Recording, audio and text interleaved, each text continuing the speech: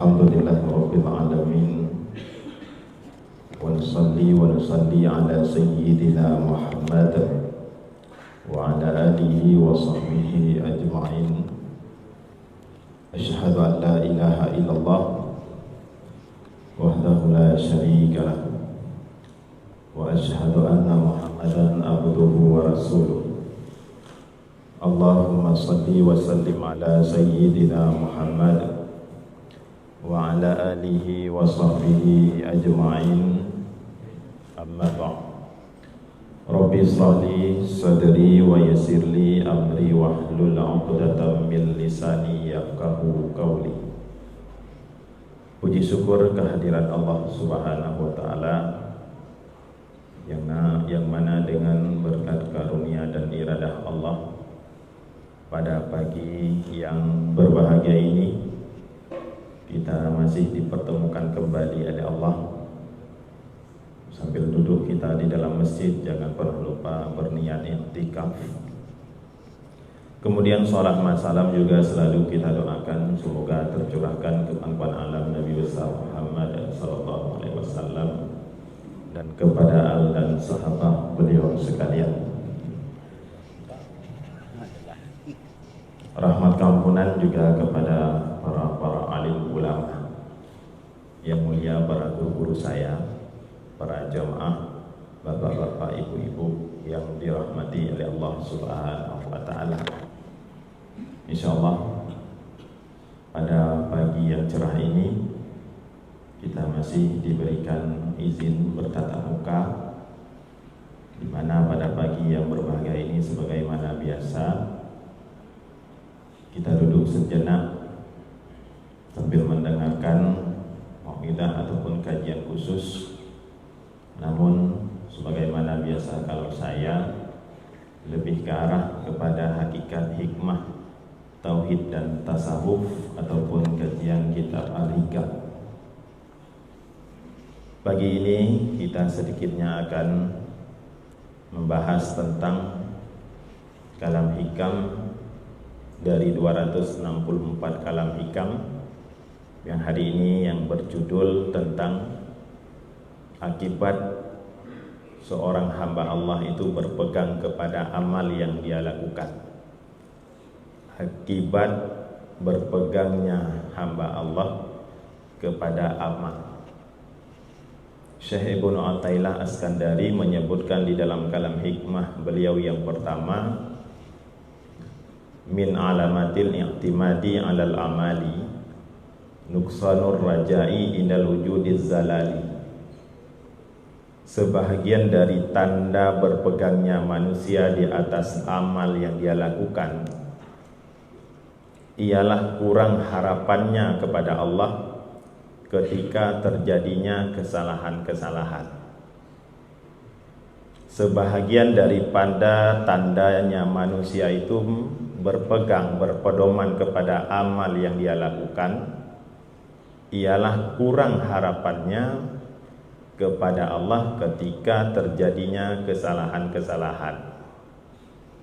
Hadirin Bapak Ibu yang dirahmati oleh Allah, dalam kalam hikmah tersebut dapat kita pahami terlebih dahulu bahwa kita umat manusia sebagai makhluk Allah ini ada 3 tingkatan.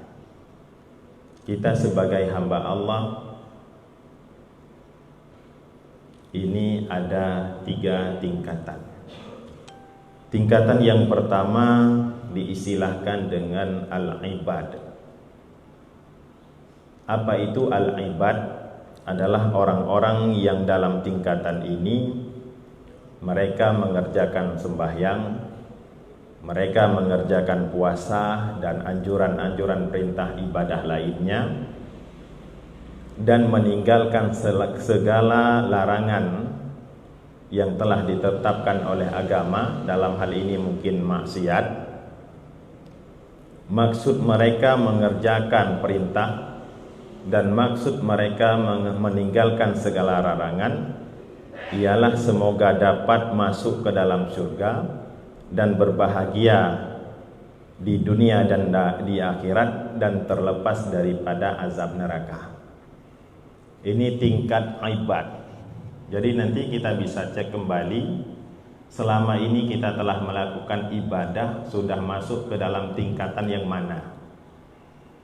Secara garis besar yang dikatakan dengan ibad adalah orang-orang yang mengerjakan sembahyang, orang-orang yang mengerjakan puasa, dan orang-orang yang meninggalkan maksiat, meninggalkan segala apa yang dilarang oleh agama, yang maksud mereka kepengen masuk surga, semoga berbahagia di dunia dan di akhirat, dan dijauhkan daripada azab, baik azab malapetaka di dunia ataupun diazab dengan api neraka di akhirat kelak. Jadi tujuan mereka ibadah untuk supaya fit dunia wal akhirah, senang di dunia dan senang di akhirat. Itu tujuan mereka beribadah. Ini tingkatan level yang pertama, namanya al-ibad. Jadi nanti ada efeknya kalau kita berpegang kepada amal yang kita lakukan semata-mata. Tingkatan yang kedua yang dapat kita pahami secara kategori, 3 golongan manusia itu dibagi dalam pandangan Allah. Tingkatan yang kedua diistilahkan dengan kata al-muridin. Apa itu al-muridin? Orang-orang yang dalam tingkatan ini mereka berbuat taat pada ajaran-ajaran agama. Tidak lain maksud mereka terkecuali untuk sampai kepada Allah Subhanahu wa taala. Bagaimana agar terbuka segala sesuatu yang menutup mata hati mereka. Semoga hati mereka dilimpahkan rahasia-rahasia halus dan yang baik-baik oleh Allah Subhanahu wa taala.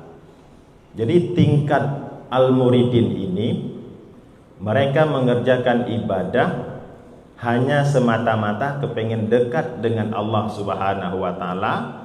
Semoga hati mereka itu selalu dibukakan rahasia-rahasia yang halus dan yang baik-baik oleh Allah Subhanahu wa taala.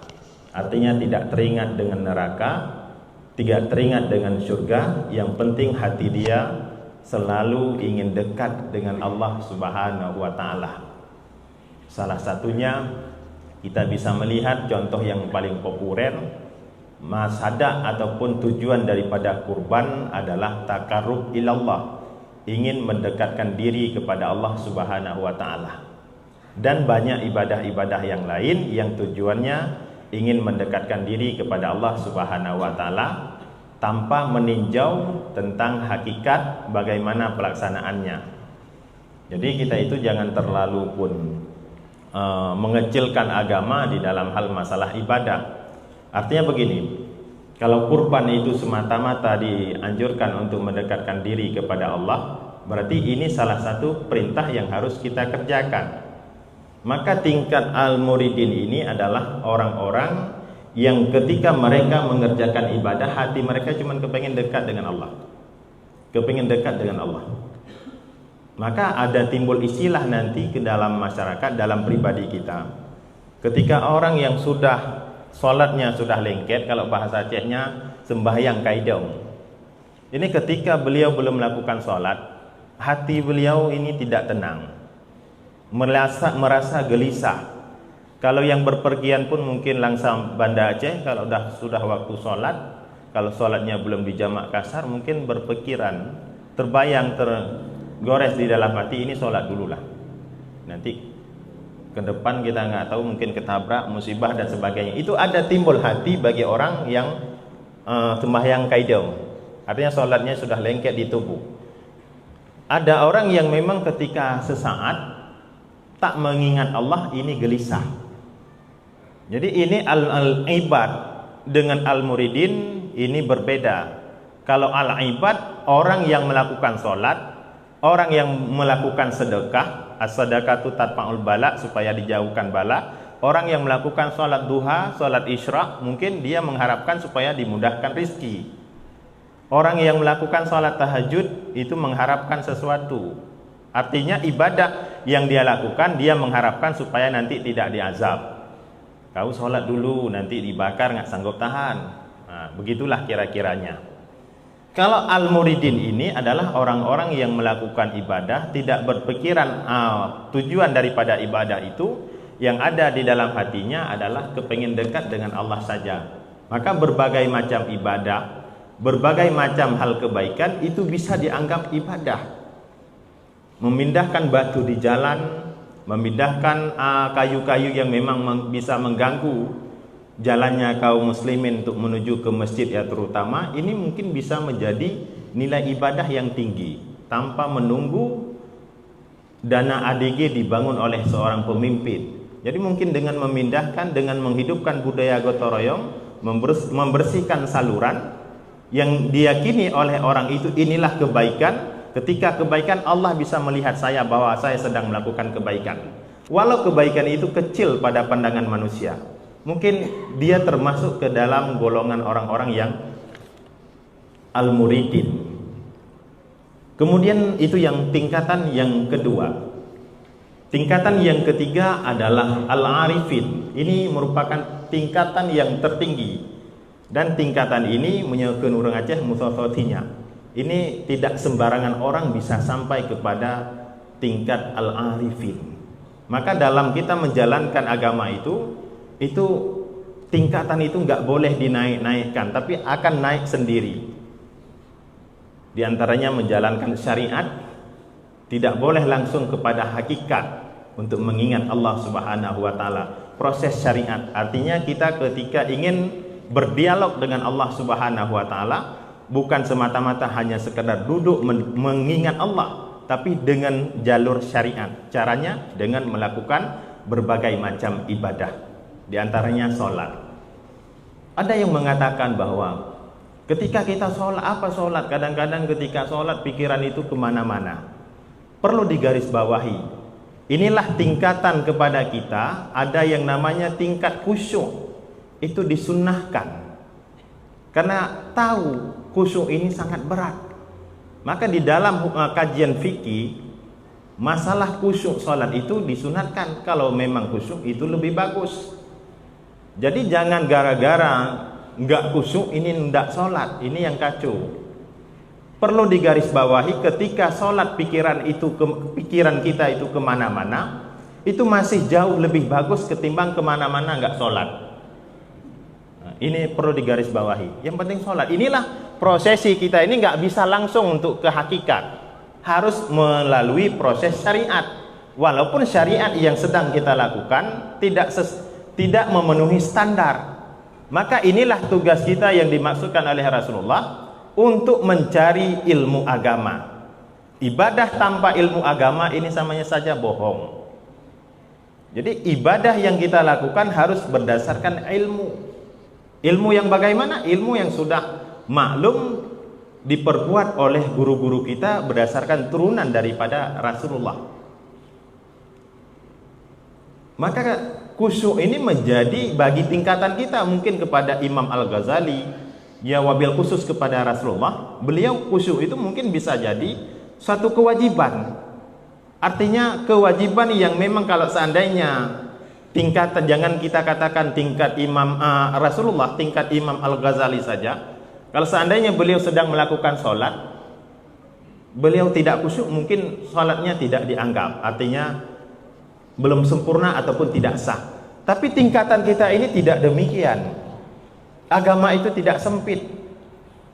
Memberi kelonggarannya walaupun kamu tidak khusyuk, tetap kamu sholat. Maka seperti bahasa saya tadi, sholat pikiran itu kemana-mana masih jauh lebih bagus ketimbang kemana-mana nggak sholat. Seperti pertanyaan yang diajukan kepada Ustadz, Tuan Guru kita Ustadz Abdul Somad itu, Ustadz bagaimana orang yang bertato itu sholat? Yang bermasalah itu kadang-kadang yang nggak bertato malah nggak sholat. Ini yang menjadi masalahnya. Tetap kita hari ini di jalur koridor syariat. Udah, kembali kepada pembahasan tingkat yang ketiga tadi. Tingkatan yang ketiga adalah al-arifin. Apa yang dimaksud dengan tingkatan arifin adalah hamba-hamba Allah yang dalam tingkatan ini meskipun mereka beramal ibadah begitu banyak, cukup banyak dia lakukan, tetapi sedikit pun mereka tidak melihat bahwa mereka mengerjakan ibadah itu untuk maksud-maksud di atas. Artinya untuk maksud-maksud yang telah saya sebutkan tadi, sholat ini kepengen masuk surga, enggak maksiat hari ini supaya enggak dibakar. Ya, seperti ilustrasi yang pernah ditulis oleh seorang petinju dunia, Muhammad Ali, ketika beliau pensiun dari ring tinjunya, beliau lebih insaf. Setelah pensiun, beliau kemana-mana itu pernah ditulis di jurnal tulisan beliau, kemana-mana beliau setelah pensiun ketika masa tua dia bawa korek api kemana-mana. Dia bawa korek api kemana-mana. Ketika dia ingin melakukan maksiat, dia bakar tangannya dulu. Ketika ada maksiat di depan, mungkin ingin berantem, ingin pukul orang yang tidak sengaja, ataupun ingin bermaksiat, dia bakar dulu. Ataupun ketika kita ingin membicarakan orang lain, kita bakar dulu mulut kita itu. Jadi ketika dengan korek api itu kita bakar mulut enggak tahan, bagaimana kita akan tahan dengan api yang ada di dalam neraka? Jadi enggak jadi buat maksiat. Jadi kalau kita kadang-kadang tiuro hanatakeun ke gop na model menan, baju tek babah tega. Ya, biasa bak kedai kopi, pantang dipancing. Pantang dipancing udah macam kita taruh pertama, Pak. Nah, kadang-kadang orang dah tahu sifatnya itu, mau ini lu atau perut, kena punya kepercayaan kan? Pantang dipancing, beok dah cukeh mandam, ini akan berkobar-kobar ngomong tu orang, pegah gop anak pahala, itulah berbagai macam. Jadi kalau memang ada posisi kita yang memang suka ngomongin untuk orang, mungkin saya pribadi boleh ikuti jejak Muhammad Ali, bawa korek api, bakar aja sedikit, ataupun tampar saya sekali, sakit berarti nggak jadi ngomong untuk orang lain. Nah, kembali kepada permasalahan. Ini tingkat al-arifin. Tingkat al-arifin, mereka walaupun sangat banyak melakukan ibadah, tetapi mereka sedikit pun merasa tidak melihat bahwa mereka itu mengerjakan ibadah itu untuk maksud-maksud tujuan masuk surga dan lain sebagainya. Tidak terbayang di dalam hati mereka bahwa mereka itu beramal, tetapi hati mereka selalu tertuju kepada Allah, bahwa Allah Subhanahu wa taala yang berbuat segala sesuatu. Pada hakikatnya mereka tenggelam dengan lautan ridha dan qadar ilahi Rabbi. Yang ada di kepala, di hati, jiwa mereka hanya terlarut dengan qadar ilahi Rabbi, bahwa ini semua apa yang dilakukan oleh Allah sesuai dengan firman-Nya di dalam surat As-Saffat ayat 96, wallahu khalaqakum wa ma ta'malun. Dan sesungguhnya Allah telah menciptakan kamu dan apa yang kamu perbuat. Jadi orang-orang arifin ini mengakui dan meyakini wallahu khalaqakum wa ma ta'malun. Dan sesungguhnya Allah telah menciptakan kamu dan apa yang kamu perbuat. Ini keyakinan orang-orang yang arifin.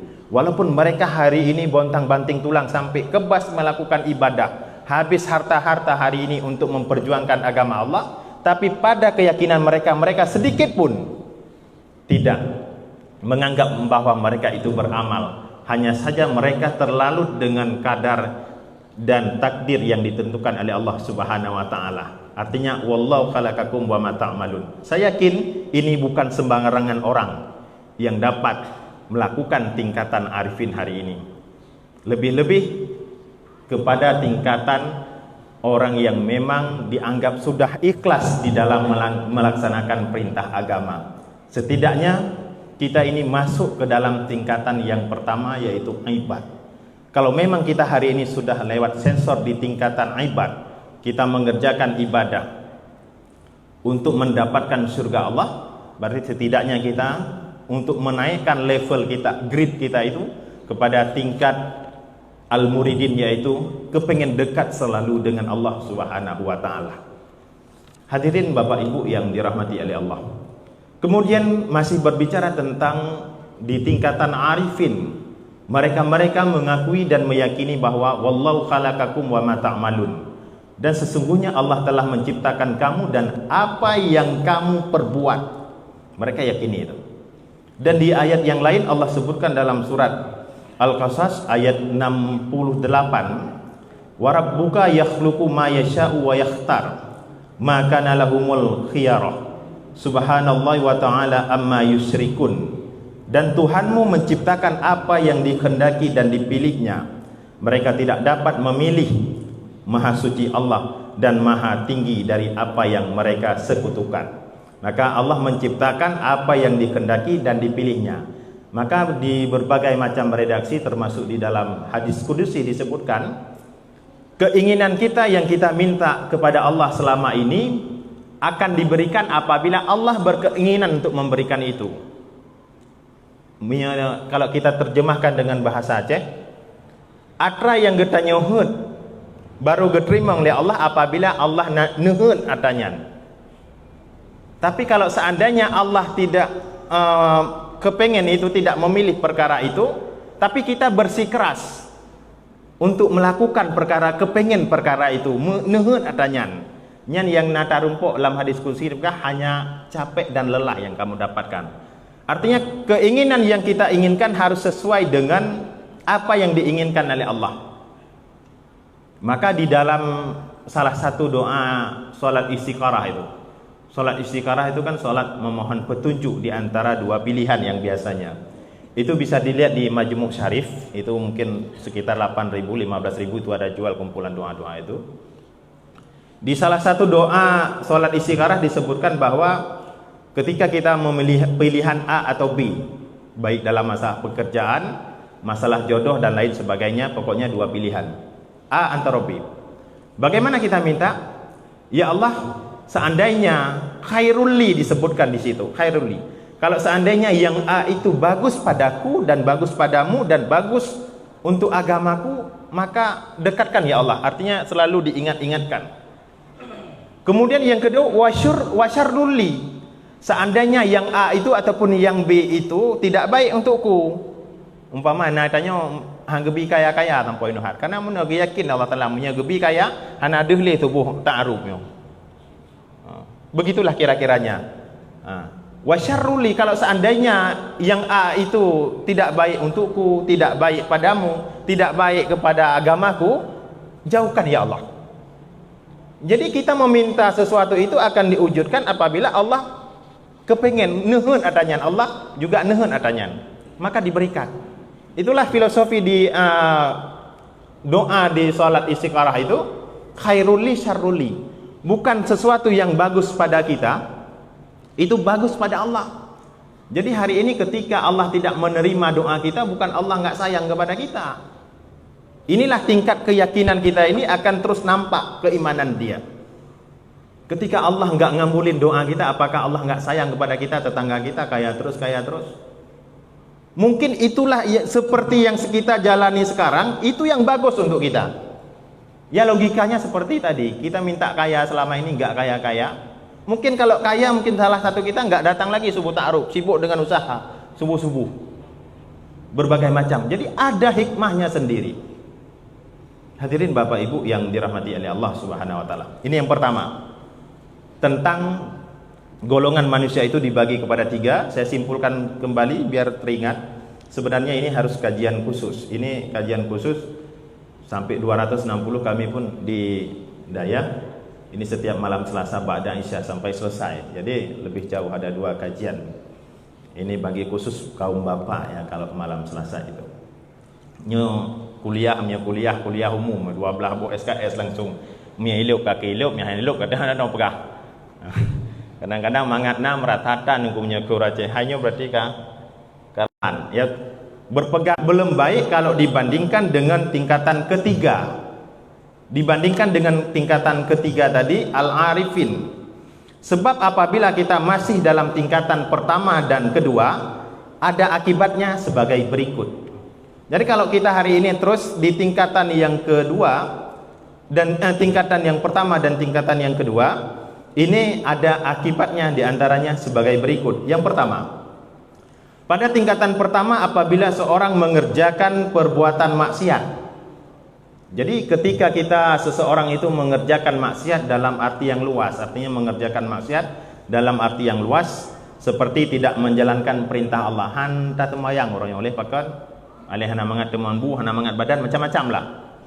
Jadi ketika kita mengerjakan maksiat dalam arti yang luas seperti tidak menjalankan perintah Allah, maka mengakibatkan kurang harapnya kepada Allah atas maksud yang mendapatkan kebahagiaan di dunia bahagia di surga dan selamat dari azab siksaan neraka. Harapannya kepada Allah kuat dan bertambah apabila ia beramal. Jadi ketika nanti gagal kurang di ibadah, watai sakit lebih-lebih sudah terjatuh terburung, sudah jatuh sakit terbarung kaku di rumah, hari ini tidak bisa melakukan ibadah kiban dong, anjut dong ibadah li. Ada kawan-kawan kita dah nangis di rumah kesakitan, ada kala stroke, macam-macam, nggak bisa melakukan ibadah, geadu belum untuk. Ini akibatnya.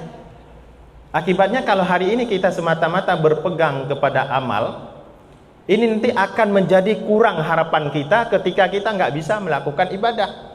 Ya mungkin kita hari ini masih ada yang kaya, masih bisa pantang dia sampaikan membantu orang, membantu ini, kajit baklum 20 juta.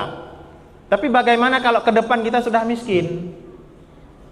Ya banyak sekarang gara-gara Covid pancur ekonomi masyarakat.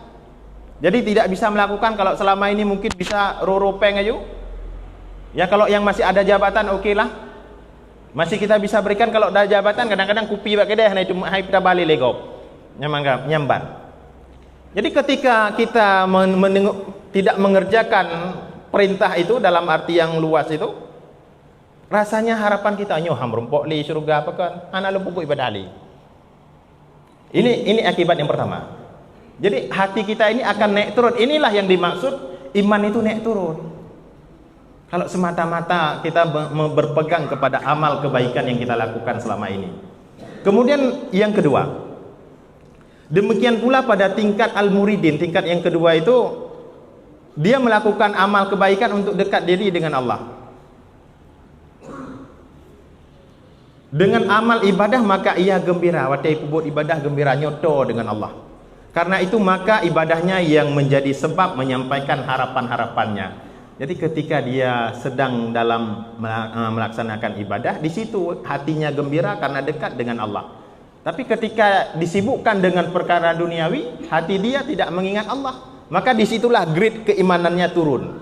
Ini efek tadi berpegang kepada amal, apakah di tingkat al-ibad ataupun di tingkat al-muridin. Tetapi apabila ibadahnya berkurang, maka akan berkurang pula harapannya kepada Allah. Bagaimana keadaan dia terasa dekat dengan Allah ketika banyak ibadah, tumayang cula-cula malam, fi'aat gebedah tahajud, poh leh malam ka gebedah tahajud. Tapi bagaimana ke depan paha ini sudah letih, tidak sanggup lagi, mungkin selama ini bisa tahajud berlama-lama, bisa tahajud berlama-lama, tapi sekarang tidak bisa lagi. Mungkin kegembiraan hatinya tidak bisa dekat dengan Allah. Jadi yang menjadi kesimpulan, bagaimana di dalam setiap detik nafas yang keluar ini harus mengingat Allah. Ini tujuan yang hakikat. Minimalnya supaya sampai kepada tingkat al-arifin tadi. Walaupun nggak sampai, saya yakin sulit, sangat sulit. Sangat sulit. Jadi setidaknya kita selalu mengingat Allah.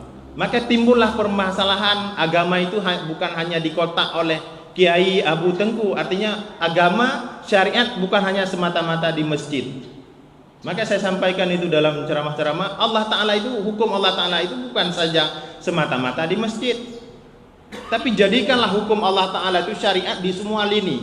Di kantor ada Allah, bisa melihat. Di tempat pekerjaan Allah. Watita teken yang kadang-kadang Allah digekalan.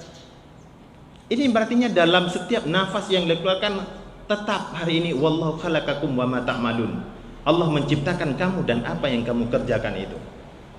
Jadi hari ini seolah-olah hukum Allah Ta'ala nak bak tengku tagai, nak bak ustaz tagai, lam ke masjid, lam dayak tagai na syariat Allah. Terus bak jalan, terus bak pasai, hana hukum Allah. Ini yang liberal. Maka kadang-kadang kita ini imannya pada mulut tapi sekuler pada perbuatan. Mengaku Allah Ta'ala cuma ada di masjid, hukum Allah Ta'ala ada di masjid. Inilah pikiran kita setelah diselimuti dengan keliberal. Hadirin Bapak Ibu yang dimuliakan oleh Allah Subhanahu wa Ta'ala. Ini efek daripada tingkatan yang pertama dan yang kedua tadi. Adapun tingkatan ketiga ini adalah tingkatan yang paling mulia di sisi Allah Subhanahu wa Ta'ala. Tapi jangan ada rencana grup juga tingkat kedai yang nama yang li. Ingat-ingat Allah Ta'ala nya tetap. Payak rumah-rumah miana gian. Adapun tingkatan ketiga ini adalah tingkatan yang mulia di sisi Allah Subhanahu wa Ta'ala. Sebab apabila kita telah sampai pada tingkatan ini, kita akan fana dan kita akan tenggelam di dalam qadar dan qada Allah. sama saja pada kita. Apakah kita mengerjakan taat, maka tidak terlihat oleh kita bahwa itu karena daya dan kekuatan yang diberikan oleh Allah Subhanahu wa taala. Jadi ini sudah zuh. Maka ketika ada orang zikir itu, yang zikir memang betul-betul zikir. Ketika la ilaha illallah, tak kejut ke hangget la ilaha illallah, begitu zuh.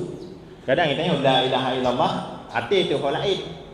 Maka termasuk dalam tarikat zikir itu sampai dihentakkan ketika illallah, la ilaha illallah, dihentakkan kena letak jin rawi.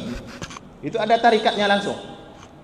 Jadi ketika ada orang yang zikir sudah zuh, maaf kata, ketika kadang-kadang sudah begitu lezatnya berzikir, ya maaf bahasa, sampai keluar sperma dan lain sebagainya. Begitu zuhnya, kenikmatan yang dirasakan ketika berzikir kepada Allah Subhanahu wa taala. Tapi kan zikir grok-grok menan. Babah saya kadang-kadang ate punya kai balah WA nya peng tamang pukul. Macam-macam dia laule tu. Maka kadang-kadang urang guna puput ibadah, nah tarikat dipuput oleh para ulama, tarikat suluk, tarikat halun. Ini sebenarnya yang pada hakikat untuk menyamankan ibadah. Untuk menyamankan ibadah, untuk lebih serius dalam melakukan ibadah, tidak ada gangguan. Dan hari ini ketika mendapatkan gangguan bukan ibadah-ibadah, anak istri kita telantarkan. Ini yang banyak kejadian. Ketika mendengar ini harus nyok biak mutapa gitu. Pupuk nak terus tingkat hakikat hana ingat li permohnya dosa dan haram bagi tingkatan kita menelantarkan anak.